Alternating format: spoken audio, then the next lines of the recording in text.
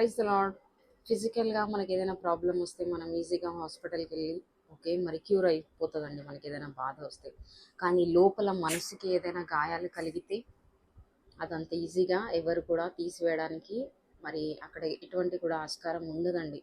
Okay, కానీ దేవుడు ఈరోజు సూటిగా నీ జీవితంలో ఏ విషయంలోనో గుండెకి చాలా గాయాలు కలిగి ఉన్నాయి.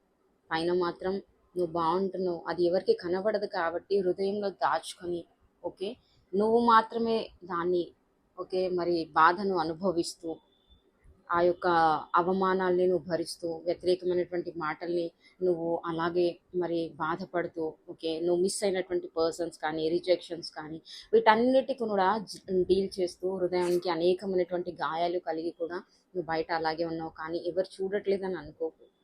యేసయ్య నీ హృదయంలో ఉన్నటువంటి గాయాల్ని చూస్తున్నాడు, వాటిని తీసేస్తానంటున్నాడు.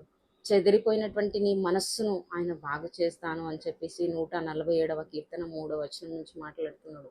ఓకే, అది ఎలాగ తీసేస్తారు అంటే ఫిజికల్గా అయితే మెడిసిన్స్ ద్వారా అయిపోతుంది. కానీ మన యేసయ్య ఆ చెదిరిపోయినటువంటి గాయం కలిగినటువంటి హృదయాన్ని తను ఎలా చేస్తానంటున్నాడు అని అంటే తన ప్రేమతో, తన కేర్తో, తన ఆదరణతో ఆయన నిన్ను మరలా కట్టబోతున్నాడు. అవి ఇంకా ఎన్నడూ కూడా నీకు రాకుండా ఆయన ప్రేమలో నిన్ను కప్పుకోవాలని యేసయ్య ఆశపడుతున్నాడు.